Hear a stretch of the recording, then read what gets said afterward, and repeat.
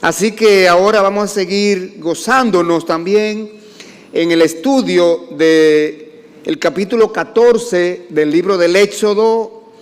Vayan en su Biblia ahí, por favor.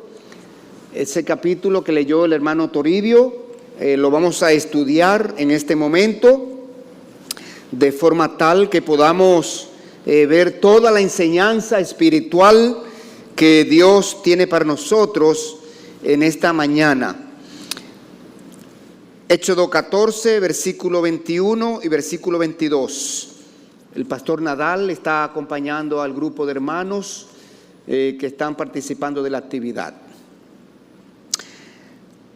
Éxodo 14, vamos a leer 2 versículos para introducir este mensaje y entonces orar a nuestro Dios para que Él nos bendiga mientras celebramos este tiempo de predicación de su palabra. Dice así, 14, 21. Y extendió Moisés su mano sobre el mar, e hizo Jehová que el mar se retirase por recio viento oriental toda aquella noche, y volvió el mar en seco, y las aguas quedaron divididas. Entonces los hijos de Israel entraron por en medio del mar en seco, teniendo las aguas como muro a su derecha y a su izquierda. Oremos.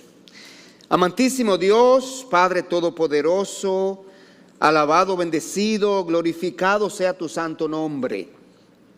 En este momento, Señor, hemos entrado a tu presencia para pedir tu bendición de manera especial, Señor. Tenemos tu palabra por delante en este momento, Señor, y nos reconocemos incapaces de encontrar toda verdad espiritual que ella contiene. Pero tú, Señor, has de darnos la sabiduría, lo cual te pedimos ahora. La sabiduría necesaria para nosotros poder encontrar toda verdad, toda enseñanza, todo principio, toda aplicación que tú tienes para nosotros en esta porción que vamos a estudiar. Señor, también te pedimos por esta actividad, este encuentro de iglesias, todos esos hermanos que están allí reunidos, que vienen del interior, que van a tener un estudio de tu palabra y van a predicar en toda la comunidad de Jaina. Que tú seas con ellos, Señor.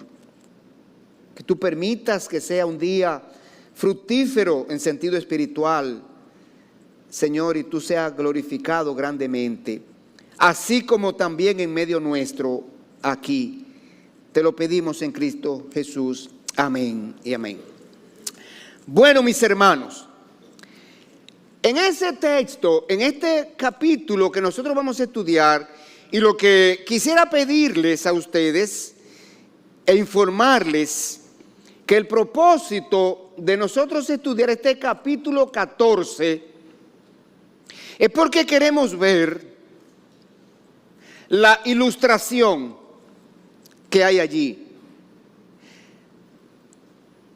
la analogía que hay allí, la comparación que hay allí entre el cruce del Mar Rojo por parte del pueblo hebreo, abriéndole Dios un camino en seco.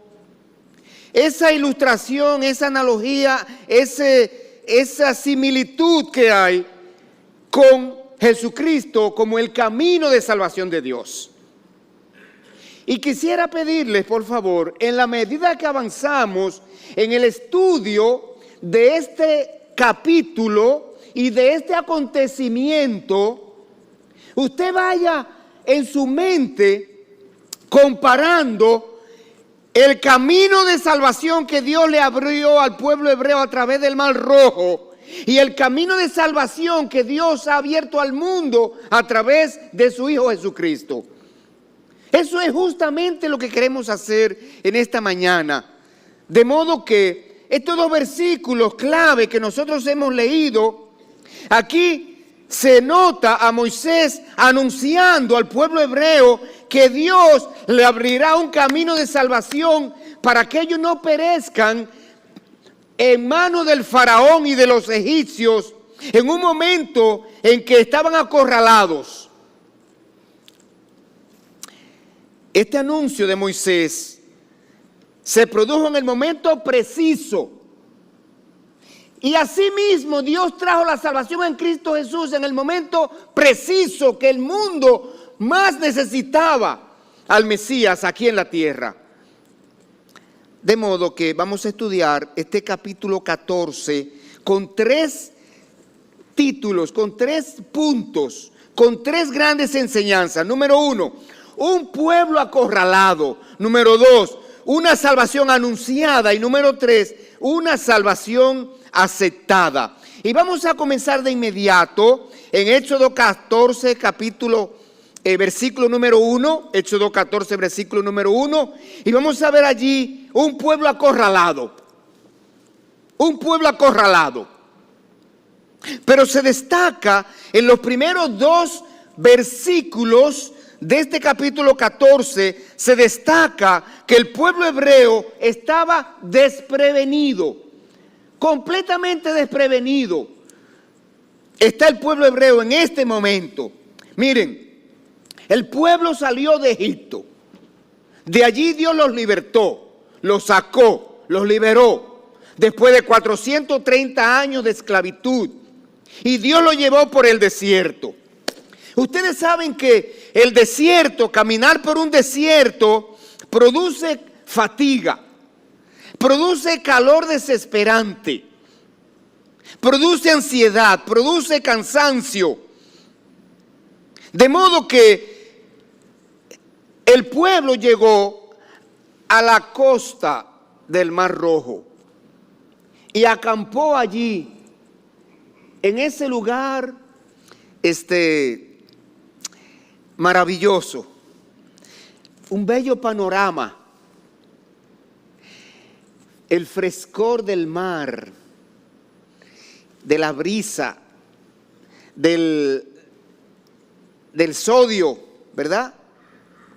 Me imagino que había muchos niños jugando con piedrecitas, recogiendo caracoles, y estaban allí totalmente desprevenidos y gozosos allí y disfrutando de aquel panorama. Y esa condición ilustra a esta humanidad en este momento. El pueblo hebreo allí no se imaginaba el gran peligro que vendría sobre ellos. La acechanza del faraón. Y este mundo, cada uno de nosotros, cada persona de esta humanidad, es un peregrino. Así como iba el pueblo hebreo en este momento por este desierto. Un peregrinaje. Hemos venido a este mundo por unos pocos años. Y entonces, precisamente en este paso por esta tierra, ahora cada persona, toda persona de este mundo está acampado en algún lugar de la tierra, disfrutando de lo que el mundo ofrece.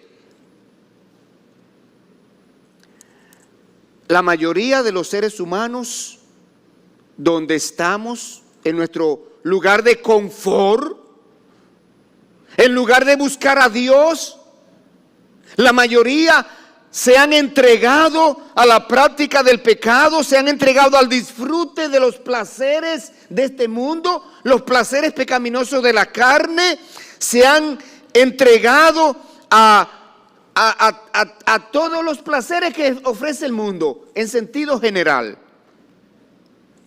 Y la mayoría de las personas de este mundo están minimizando el peligro que representa nuestro gran enemigo Satanás y nuestro gran enemigo la propia carne y nuestro gran enemigo que se llama mundo. sistema de valores caídos de esta humanidad. Así se conoce el mundo en la Biblia. Cuando Dios dice no améis al mundo, se refiere a ese sistema de valores caído que se opone a Dios y ha dado la espalda a Dios.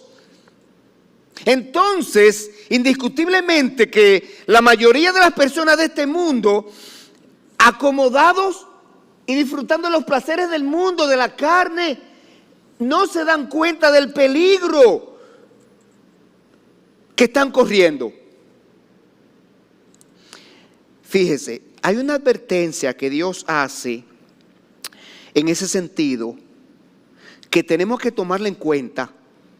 En el libro de Lucas, capítulo 17, versículo 26 al 30, el Señor Jesucristo, visualizando esta realidad, mirando en su propio pueblo, que había venido el Mesías, el prometido, el Salvador, y la gente no lo recibió, no le hizo caso.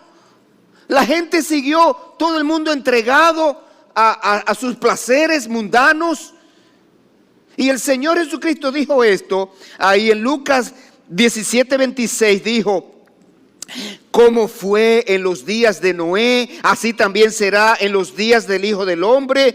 Comían, bebían, se casaban, se daban en casamiento, hasta el día en que entró Noé en el arca y vino el diluvio y lo destruyó a todos. El Señor hizo esa ilustración y trajo ese acontecimiento del Antiguo Testamento que se llama diluvio, donde Dios tuvo que castigar a la humanidad, y dice las circunstancias en que vino el diluvio, el momento en que la mayoría de las personas, todo el mundo, menos una familia, estaba entregado a los placeres del mundo. Y allí las acciones, casándose y dándose en casamiento, no es que esto sea un pecado. Pero el Señor con esas dos acciones ilustró lo placentero del mundo, a donde nos entregamos cuando damos la espalda a Dios. Entonces, pero trajo otro ejemplo. Hizo referencia a otro acontecimiento en el versículo 28, dijo: y asimismo, como sucedió en los días de Lot, comían, bebían, compraban, vendían, plantaban, edificaban. Mas el día en que Lot salió de Sodoma, llovió del cielo fuego y azufre y los destruyó a todos. Así será el día en que el Hijo del Hombre se manifieste. O sea que este mundo, esta humanidad, la mayoría de las personas acomodados en su sitio de confort, de espalda a Dios, sin hacer caso del evangelio, sin hacer caso al llamado de Dios a salvación, están disfrutando de los placeres pecaminosos de este mundo y no se dan cuenta de que un día el Señor va a volver y lo va a tomar desprevenidos. O le va a llegar la muerte física y le va a encontrar desprevenidos. Me llega a la mente la frase famosa del pastor Mayén, de que de aquí, pero muchos no creen eso, no se percatan de eso, no se han dado cuenta de que es una realidad, de que de aquí nadie va a salir vivo, porque no asimilan que esta vida es temporal. Sin embargo, en las Escrituras encontramos una advertencia y un recordatorio a los creyentes, Y aquí, en la Primera Tesalonicenses capítulo 5 y versículo 4, habla a los creyentes, a los que se han convertido a Jesucristo, a los que han entregado su vida para honrar y glorificar a Dios con su vida, aquellos que han decidido apartarse y separarse de la pecaminosidad del mundo y abrazar la vida piadosa. Hay un recordatorio en ese texto. Primera Tesalonicenses 5:4 dice: mas vosotros, hermanos. ¿Usted ve? ¿A quién le está hablando el texto? ¿A quién le está hablando el texto? a creyentes. Mas vosotros, hermanos, oiga esto, no estáis en tinieblas para que aquel día os sorprenda como ladrón. Porque todos vosotros sois hijos de luz e hijos del día. No somos de la noche ni de las tinieblas. Por tanto, no durmamos como los demás, sino velemos y seamos sobrios. Y ese es el llamado de Dios a la iglesia en este momento. Todo aquel que ha entregado su vida a Dios a través de Jesucristo y la obra de la cruz, que ha reconocido su pecado y ha pedido perdón a través de Cristo, ha pedido que su carga de pecado sea clavada en la cruz y saldada allí por la muerte de Cristo, tiene que vivir una vida diferente. ¿Por qué? Porque es un hijo de la luz, es un hijo del día, no de las tinieblas. De modo que hay dos imperativos en el texto. Dice, velemos y seamos sobrios. Velemos y seamos sobrios. Vayámonos a nuestros hogares con esos dos imperativos en nuestro corazón, en nuestra mente, para obedecerlo, para vivirlo, para aplicarlo, esos dos mandatos. Así que, mis hermanos, ya vimos el pueblo hebreo en los primeros dos versículos. Los primeros dos versículos del capítulo 14 dice: habló Jehová a Moisés diciendo, di a los hijos de Israel que den vuelta y acampen delante de Pi-Hahirot, entre Migdol y el mar hacia el Baal Zephón, donde en él acamparéis junto al mar. Acamparéis junto al mar. Acampados allí estaba el pueblo. Todas las casas de campañas fueron levantadas, todo el mundo entró, todo el mundo se acomodó, se levantó el campamento allí y está todo el pueblo acampado allí, descansando, disfrutando del panorama del mar. Ahora, ¿qué sucedió en el versículo 5 de Éxodo 14? Que el pueblo fue atacado de repente por el enemigo. Faraón aquí decide perseguir al pueblo. Mire el versículo 5, estamos en capítulo 14. Y fue dado aviso al rey de Egipto que el pueblo huía, y el corazón de Faraón y de sus siervos se volvió contra el pueblo y dijeron, ¿cómo hemos hecho esto? De dejar ir al pueblo de Israel para que no nos sirva. Y unció su carro y tomó consigo su pueblo y tomó 600 carros escogidos y todos los carros de Egipto y los capitanes sobre ellos. Así que de repente un gran ejército bien armado caerían sobre los indefensos hebreos que se encontraban acampados allí frente al Mar Rojo. Y los egipcios con ese gran y poderoso ejército y en caballos intimidantes se acercaban al campamento hebreo para ejecutar una sentencia de muerte segura. Observa el versículo 9. Siguiéndolos pues los egipcios con toda la caballería y carros de Faraón, su gente de a caballo y todo su ejército, los alcanzaron acampados junto al mar, al lado de Pi-Hahirot, delante de Baal Zephón.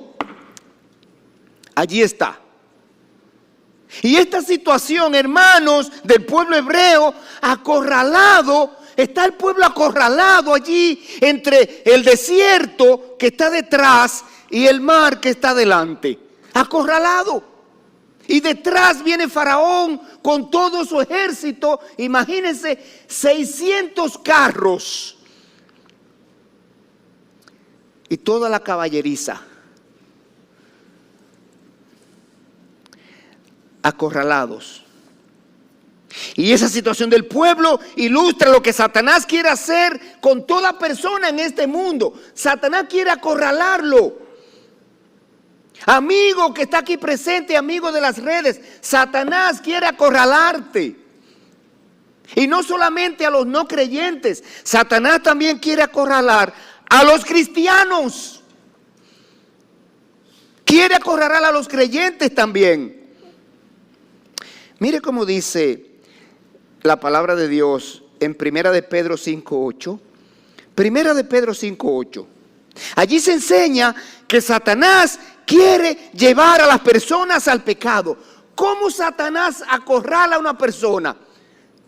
Introduciéndolo y atrapándolo en el pecado.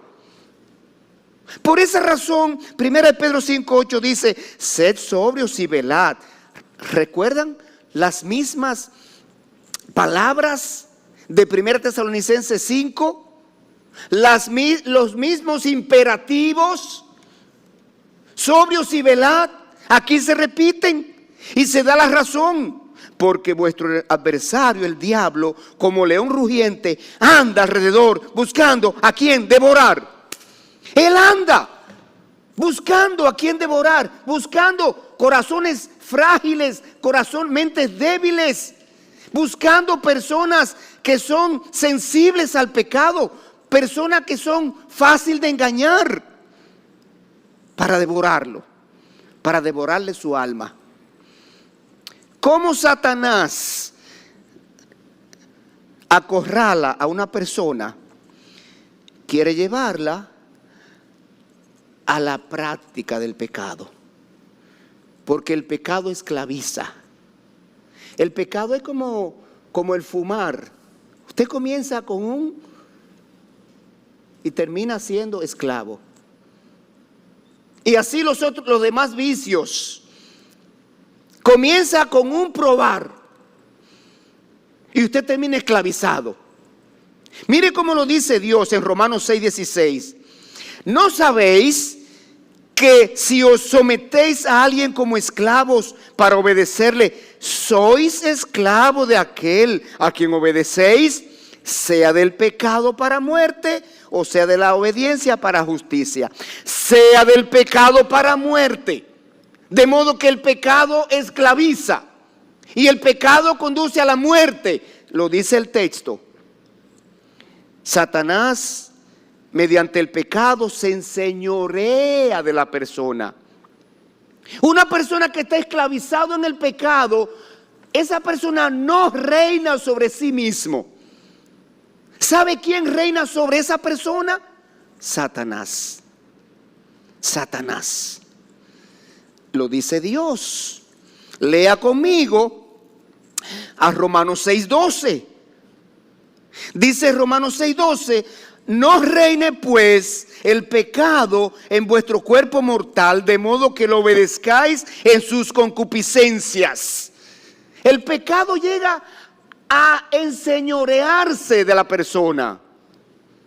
Ahí Satanás quiere llevarte, mi amigo y mi hermano en Cristo.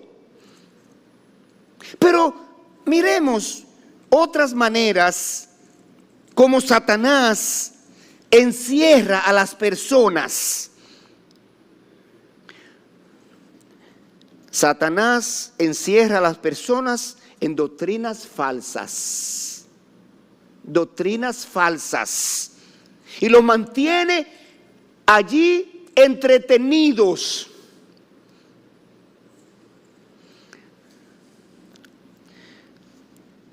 Satanás mantiene confundidas con enseñanzas erróneas a las personas para que no entiendan el evangelio de Jesucristo.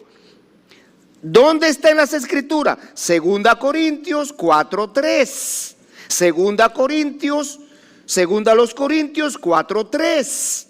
Mire cómo dice Dios allí.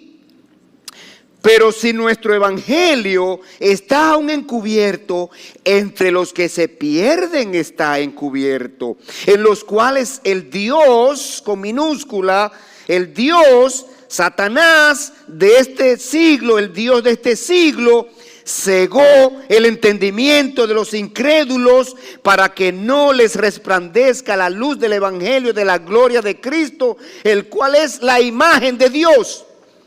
Y toda persona que está sumergida en doctrinas falsas está entretenido allí por Satanás. Y Satanás no le deja ver el evangelio de salvación que es en Cristo Jesús y la obra de la cruz. Satanás lo mantiene entretenido mirando otras cosas, mirando a personas, mirando a personajes de la historia, mirando a muchísimas cosas que no son el camino de salvación. Inclusive leí el día pasado que hay un movimiento que está promoviendo, está proclamando, está enseñando, está engañando a la gente. Usted va a ese lugar y le dicen: escriba sus pecados en ese papel, tenga. Y hay una hoguera, hay un fuego que encienden, y tráigalo aquí al fuego para que queden perdonados. Y olvídelos.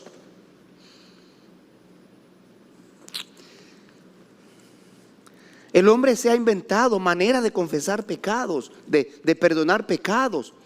Otro método: un hombre se entra en una casetica y usted se acerca y le dice sus pecados a esa persona, y él le dice: ah, pues rece tal y tal cosa.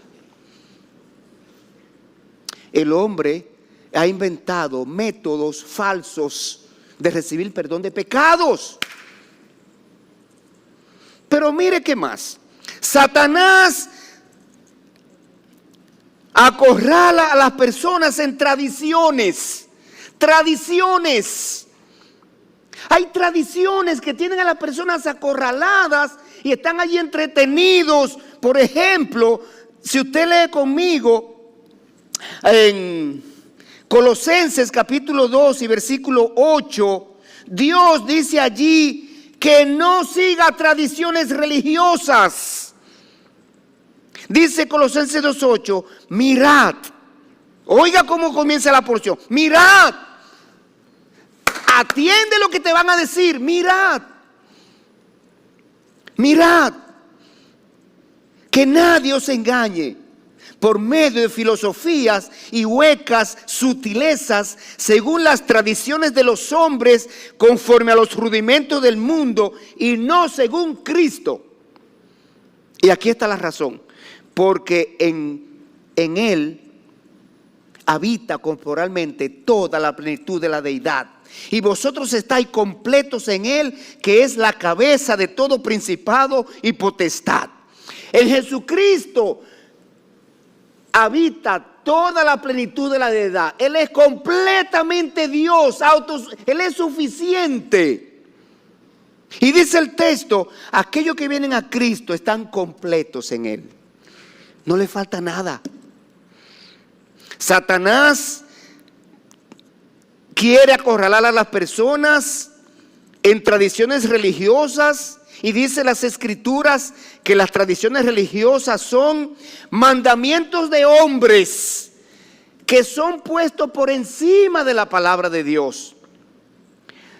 Marcos 7:5. Pero más adelante, en Marcos 7:8, dice que las tradiciones religiosas llegan a ser colocadas por encima de la palabra de Dios, y son cosas que se transmiten de generación a generación. Marcos 7:13. Dice Marcos 7:13: invalidando la palabra de Dios con vuestra tradición que habéis transmitido. Las tradiciones se transmiten de abuelo a padre, a hijos, a nietos, a bisnietos, ¿Y de dónde salió tal cosa? ¿Y quién sabe? Eso se enseña desde generaciones atrás. Así que si su creencia no pasa por este sedazo, entonces es falsa. Este es el sedazo para colar las enseñanzas religiosas que hay en el mundo. Muy bien, vamos a salir de ese tema y hemos concluido ese tema con el pueblo de Israel acorralado entre el desierto y el Mar Rojo, que ilustra a toda persona a quien Satanás tiene acorralado en la práctica del pecado. Pero mire a ver ahora lo que sucede. Los siguientes versículos muestran, el versículo 10 en adelante, que el pueblo hebreo reconoció su condición. El pueblo hebreo reconoció su condición de muerte. Estoy acorralado aquí, dijo el pueblo hebreo. El desierto detrás, el mar delante y un ejército persiguiéndome. Mire cómo el pueblo hebreo lo reconoció. Cuando ellos vieron a los egipcios acercarse con ese ejército tan poderoso, ellos entonces reconocieron su incapacidad para ellos enfrentar ese ejército de manera victoriosa y reconocieron que estaban condenados. Mire el versículo 10. Y cuando Faraón se hubo acercado, los hijos de Israel alzaron sus ojos. Y aquí que los egipcios venían tras ellos, por lo que los hijos de Israel temieron en gran manera. Temieron en gran manera. Temieron porque se vieron ¿qué? Muertos dentro de poco. En pocos minutos estamos todos muertos. Y así dice Dios que está en condición de muerte todo aquel que está en la práctica del pecado. Todo aquel que no ha venido a Cristo a buscar la limpieza, el perdón, la descarga de la culpabilidad del pecado. Dios lo dice en Romanos 6:23, porque la paga del pecado es muerte, mas la dádiva de Dios es vida eterna en Cristo Jesús. Cada vez que Dios señala aquí que el pecado produce muerte, Dios muestra la salida, el camino. Lo hace Dios en Romanos 6:23, en Romanos 3:23, en Romanos capítulo 9, versículo 10. Siempre que aquí en las epístolas se muestra que la paga del pecado es muerte, se muestra también la salida, el camino de salvación de Dios en Cristo Jesús. Capacidad. Y ahora Dios, en los versículos que siguen, le anuncia la salvación. Y este es el punto 2. Una salvación anunciada. Una salvación anunciada. Pero había un problema, había un impedimento en el pueblo. El pueblo tenía un impedimento.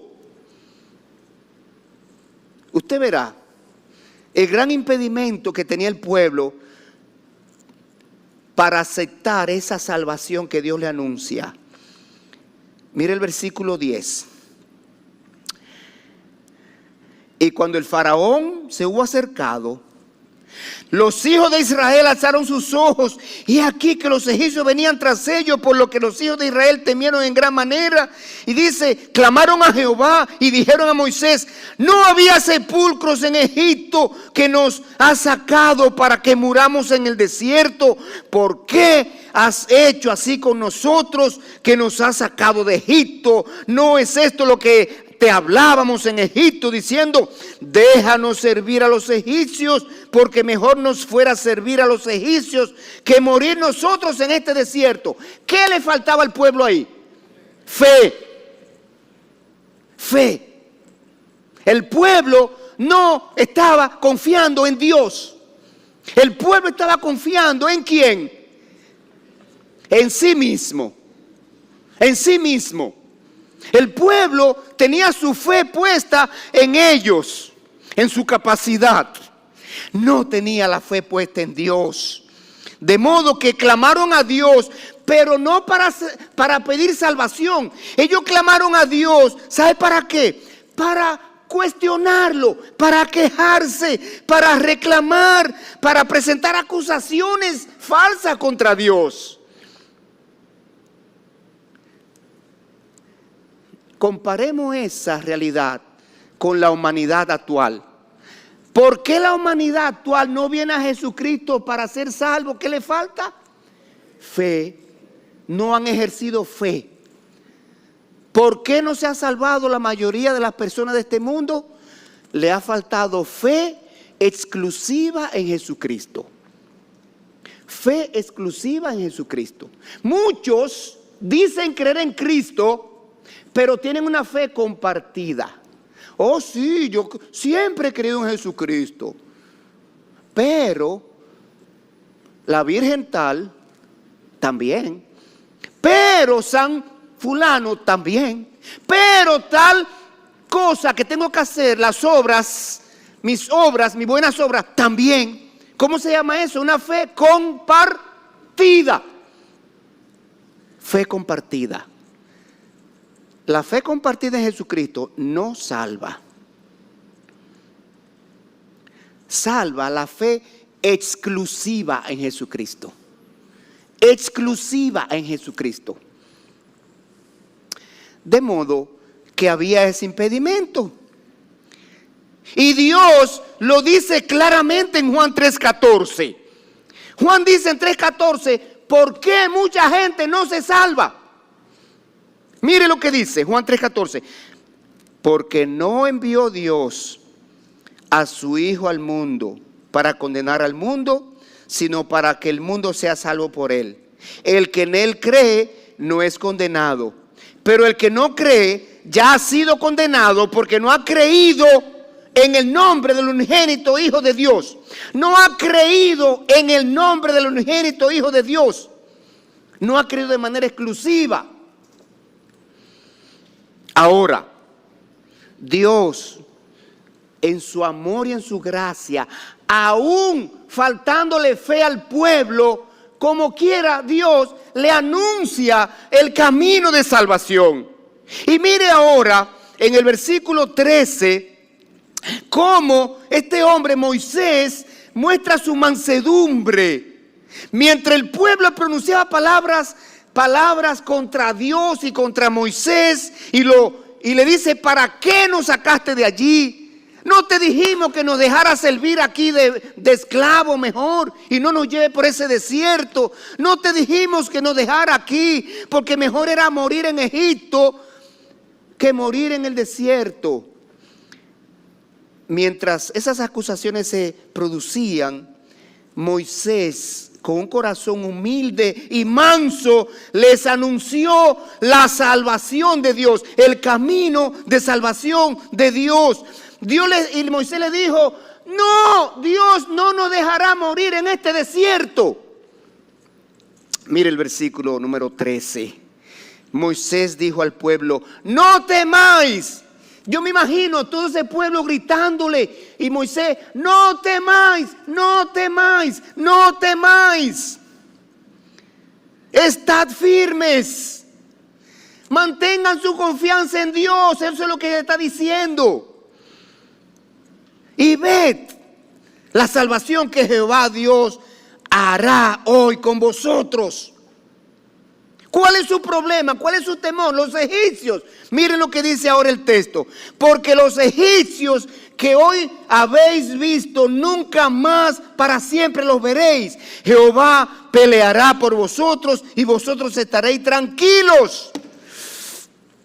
Y asimismo, hermanos, Dios anunció su camino de salvación al mundo en Jesucristo Jesús desde el Antiguo Testamento.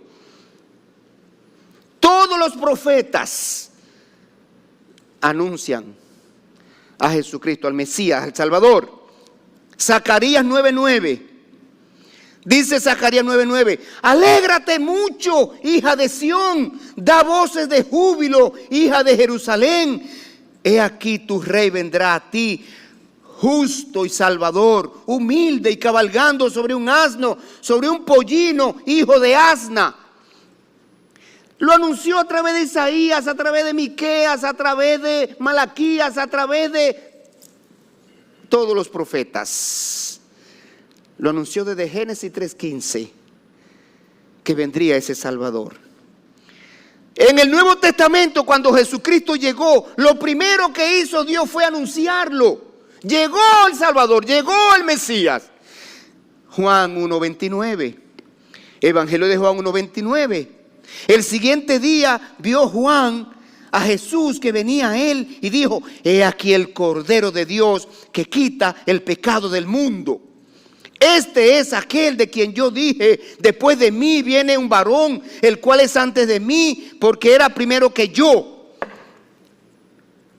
Reiteradamente Dios anuncia. El mismo Señor Jesucristo lo dijo, que era el camino. Ahí detrás está el versículo.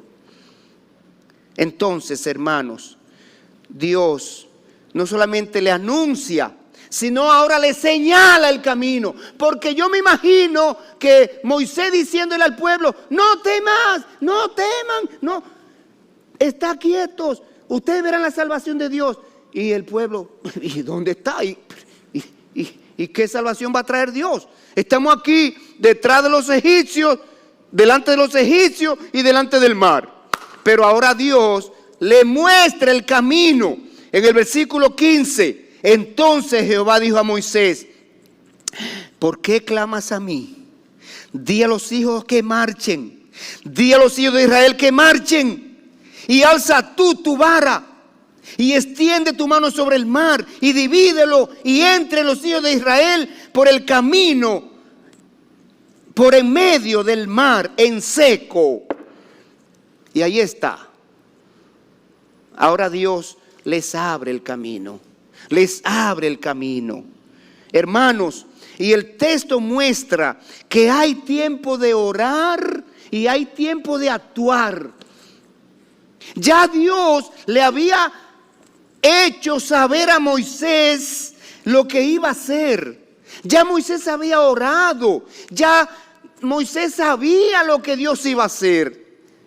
Entonces Dios le dice: Moisés, ya actúa. Ya oraste, ya te revelé lo que iba a pasar. Ahora actúa. Hermano, sí, tenemos que orar. Cuando tenemos problemas, cuando tenemos dificultades, cuando tenemos situaciones difíciles, cuando queremos que Dios haga algo, tenemos que orar. Pero también tenemos que actuar. Tenemos que hacer todo lo que está a nuestro alcance, todo lo que Dios nos ha dicho, ya que hagamos, hágalo. Siga orando, pero actúe. Entonces, mis hermanos, Dios ahora les muestra el camino. Las Escrituras nos muestran el camino de salvación en Jesucristo. Toda la Biblia muestra el camino de salvación. En el Antiguo Testamento, ese camino de salvación se mostraba hacia el futuro. Viene el Salvador, viene el Mesías. En el Nuevo Testamento, ahora se muestra el camino ya como un hecho pasado. Ya vino, ya hizo la obra en la cruz, ya cumplió el plan de redención. Ahora solamente hay que poner la fe en Él y recibir la salvación por gracia. De modo que lo que viene ahora es lo que el pueblo tenía que hacer para salvarse. Dios les muestra lo que tenían que hacer para salvarse. Les muestra el camino.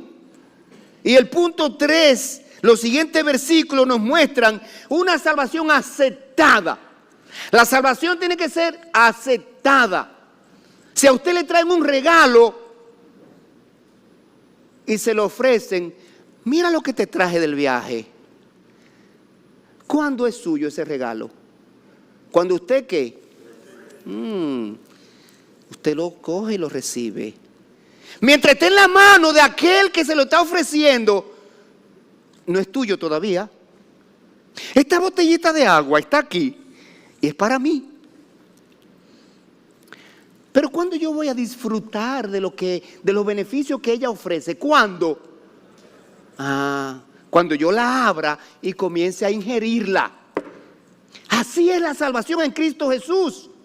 Mucha gente la está mirando de lejos. Mucha gente conoce que vino Cristo. Mucha gente sabe que murió Cristo en la cruz. la mayoría de este mundo esperamos con ansia la Semana Santa. Hoy una semana libre de trabajo, de escuela. La Semana Santa. ¿Por qué celebramos Semana Santa? Porque se conmemora supuestamente la muerte de Cristo. O sea que todo el mundo sabe que vino Cristo un día y murió en una cruz. Pero no se apropian de los beneficios de ese hecho. Entonces ahora aquí es lo que va a pasar con el pueblo hebreo.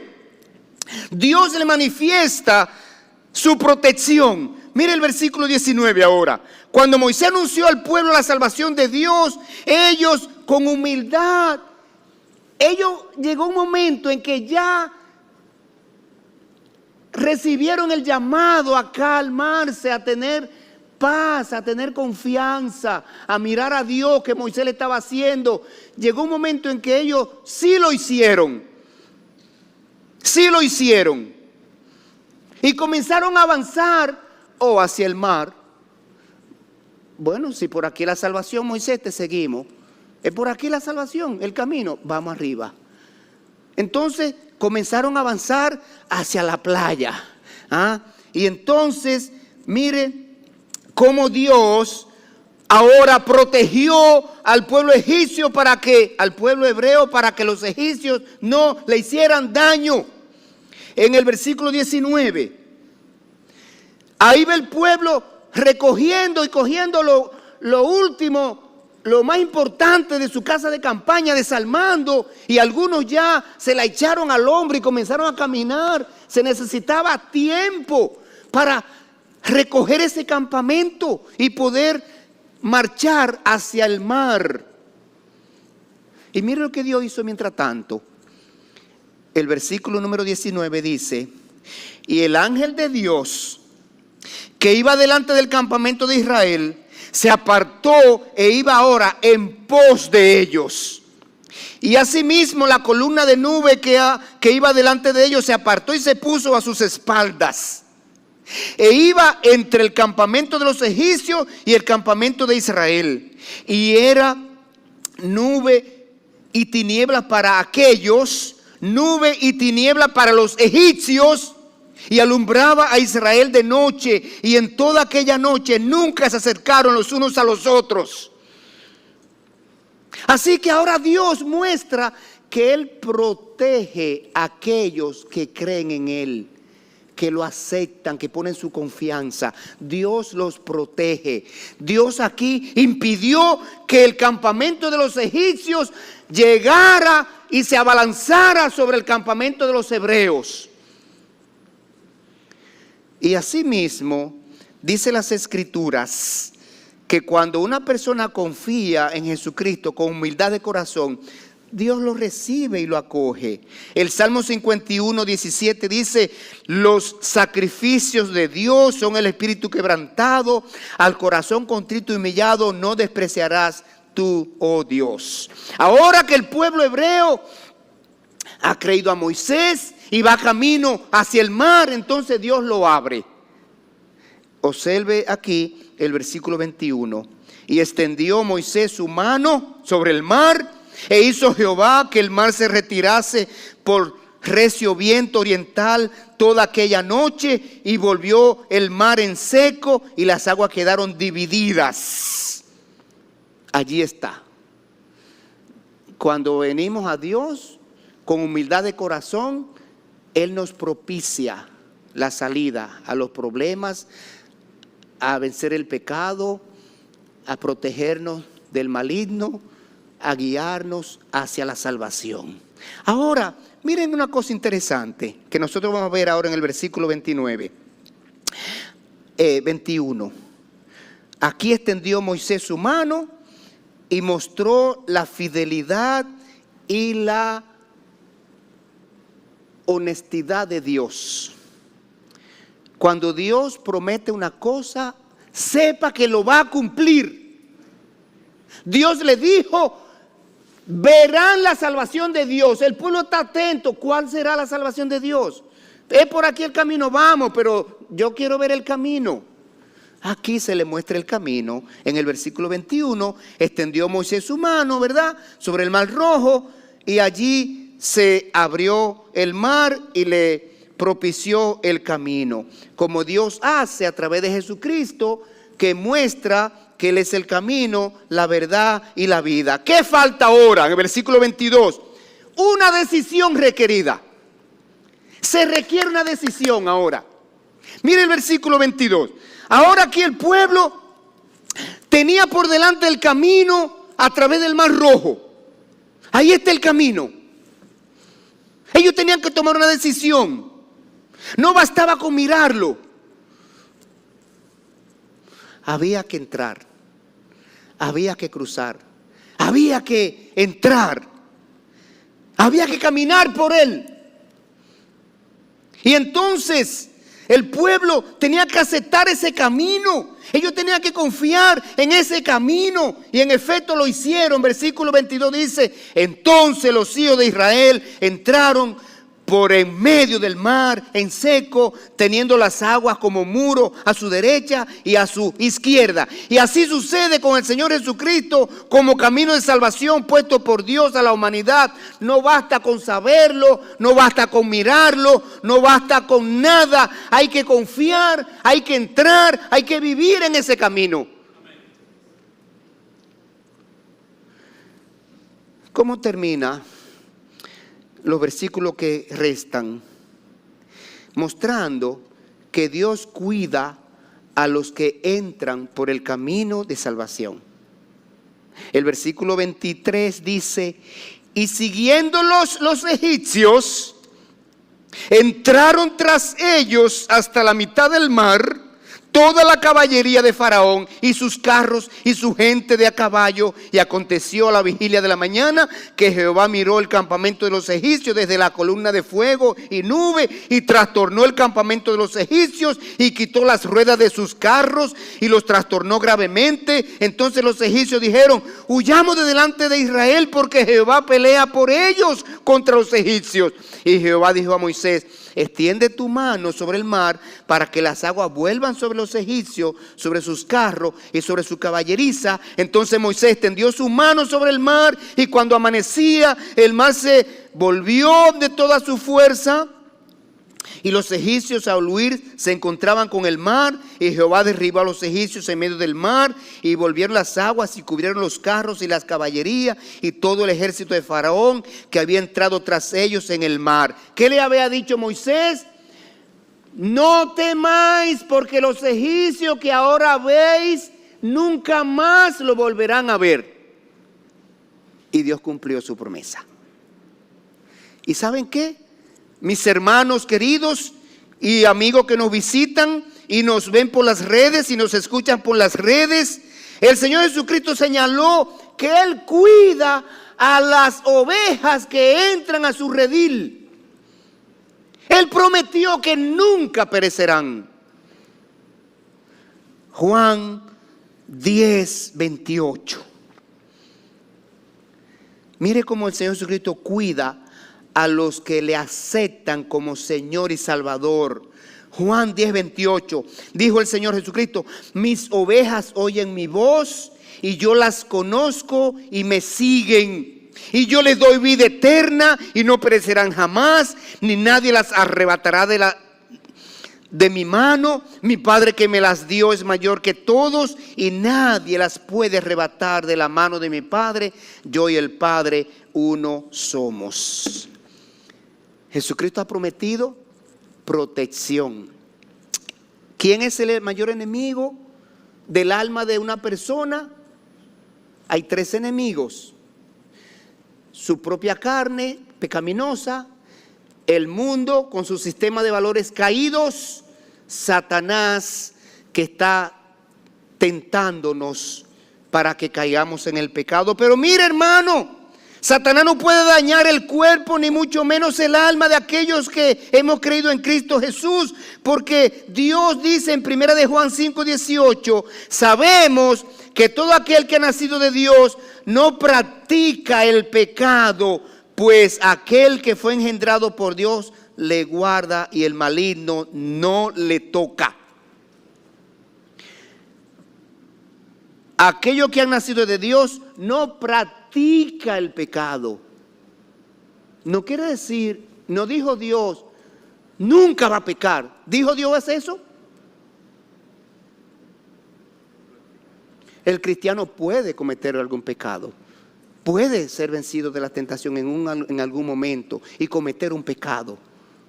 Pero dice el texto, no practica. ¿Sabe lo que es? Practicar. Hacerlo habitualmente. Cogerlo como una rutina. ¿Usted practica tenis? ¿Cuántas veces a la semana va? O 2 o 3 veces. ¿Usted practica caminar? ¿Cuántas veces? O varias veces. ¿Usted practica tal cosa? ¿Cuántas veces lo hace? Varias veces. No practica el pecado. No vive en la práctica del pecado. El creyente puede cometer un pecado, sí. Y Dios lo sabe. Por eso Dios tiene una provisión para el pecado del cristiano. Primera de Juan 2:1. Primera de Juan 2:1. Allí está la provisión de Dios para el pecado del cristiano. Esto no es una motivación para que usted diga, pues podemos pecar, pues vamos a pecar. No. Primera de Juan 2:1 dice, hijitos míos, estas cosas os he dicho para que no pequéis. Todo lo que le dije en el capítulo 1, se lo dije para que no pequéis. ¿Cuál es la voluntad de Dios entonces? Que no pequemos. Estas cosas os he escrito para que no pequéis. Ahí está la voluntad de Dios dicha ya. Ahora, y si alguno cometiere un pecado, abogado tenemos para con el Padre, a Jesucristo el justo. Él es la propiciación por nuestros pecados. El siguiente versículo. Él es la propiciación por nuestros pecados y no solamente por los nuestros, sino también por los de todo el mundo. Entonces la provisión de Dios para el pecado es Jesucristo. Él es el abogado. ¿A quién usted va cuando usted comete un delito y usted sabe que lo sometieron a la justicia y va a tener que ir frente a un juez? ¿A quién usted contrata para que lo defienda?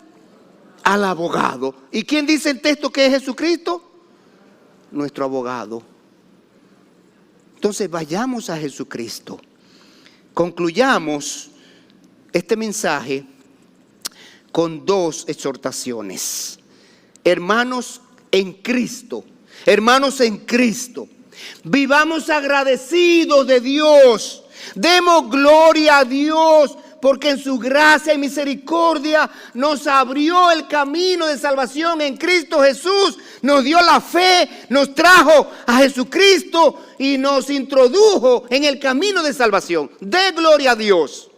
Si usted es un cristiano que se entregó a Cristo y entregó su carga de pecado para que sean cubiertos por Cristo en la cruz, dele gloria y gracia a Dios y viva agradecido, viva una vida de piedad, una vida batallando contra el pecado. ¿Para qué? Para no echar por tierra la sangre de Jesucristo. Y amigo presente, amigo que nos ve por las redes, quiero decirte que el camino de salvación de Dios está abierto para ti y ahora puedes entrar en él, ahora, en vida. Ahora puedes entrar en él. No se conforme con mirarlo, no se conforme con saberlo, no se conforme con disfrutar de la Semana Santa. Decídase a confiar en Cristo Jesús, decídase a entrar en el camino de salvación, decídase a caminar por él. Así que este es un momento apropiado para nosotros hacer decisiones, para nosotros tomar determinaciones. ¿Qué determinación tenemos que tomar los creyentes? La determinación de vivir cada día una vida más santa, más piadosa, más separados del pecado, glorificando y honrando más a Dios en nuestras vidas. Esa es la determinación del cristiano que tenemos que tomar hoy. Y la determinación que tienen que tomar aquellos que todavía no han aceptado a Cristo Jesús es recibirlo como Señor y Salvador en el día de hoy. Oremos. Señor, gracias te damos por tu palabra viva, eficaz, efectiva. Oh Señor, tu palabra es poderosa, tu palabra es una espada cortante que entra al corazón y nos hace discernir allí hasta los pensamientos. Tu palabra es un martillo que nos moldea, Señor, conforme a tu voluntad. Tu palabra es un espejo donde nos vemos y podemos apreciar nuestras imperfecciones y necesidades. Tu palabra ha mostrado en esta mañana que toda persona que está acorralada por Satanás necesita ese camino de salvación que tú abriste a través de Cristo Jesús. Habla ahora, Señor, a toda persona que todavía no ha entrado por ese camino. Que tu Espíritu Santo le dé convicción de pecado, de justicia y de juicio. Que tú, Señor, los atraigas hacia Jesucristo, lo pongas a mirar a Cristo. Llévale su mirada hacia Cristo, llévale su fe hacia Cristo, para que pueda quitarla de cualquier otro lugar donde la tiene puesta. Señor, obra en cada persona ahora, aquí presente, y también por los medios electrónicos que nos escuchan.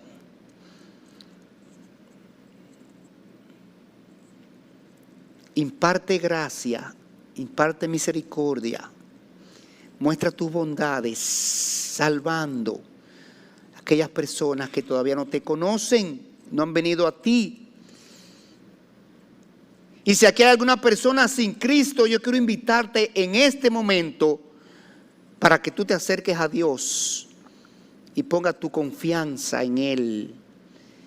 Y en una oración le pida que te cubra todos tus pecados con la obra que Cristo hizo en la cruz.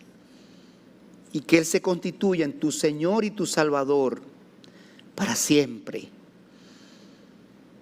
Y dijo el Señor, mis ovejas oyen mi voz y yo las conozco y me siguen. Propóngase obedecer a Cristo, oír la voz de Cristo, porque esa es su voluntad. Este es el momento de usted tomar esa decisión.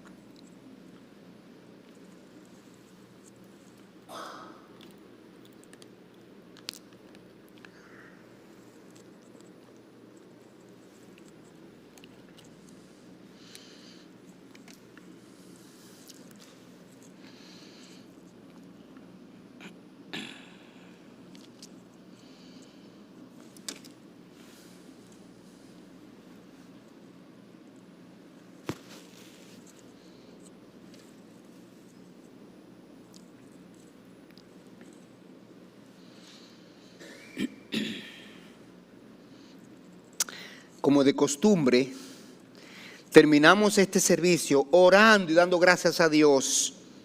Si Él condujo a alguna persona en este momento a entrar por el camino de salvación que es Cristo Jesús. Si alguien tomó esa decisión, yo voy a orar por ti. Solo te pido que levante tu mano para yo orar por ti.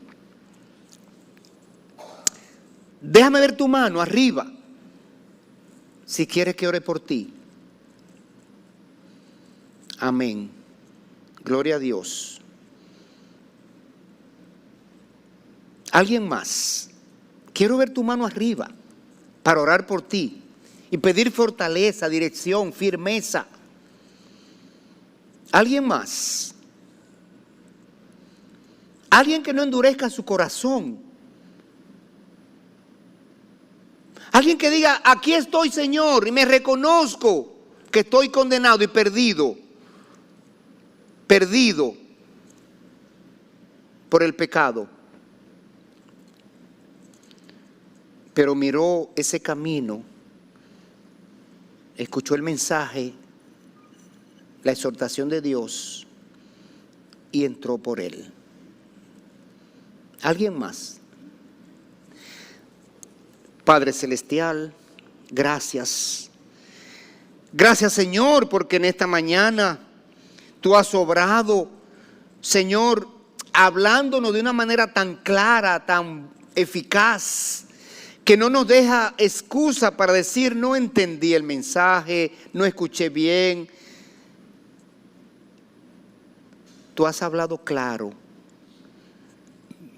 Pero gracias también, Señor, porque tú has sacado fruto espiritual. Gracias porque tu palabra cayó al corazón de toda persona que la escuchó. Gracias porque tú has prometido que en tu tiempo y en tu voluntad tú haces que esa palabra germine en ese corazón, crezca y dé fruto. Esa es tu obra, Señor. Nuestra obra como mensajeros tuyos ha concluido. Hemos proclamado tu palabra. Ahora es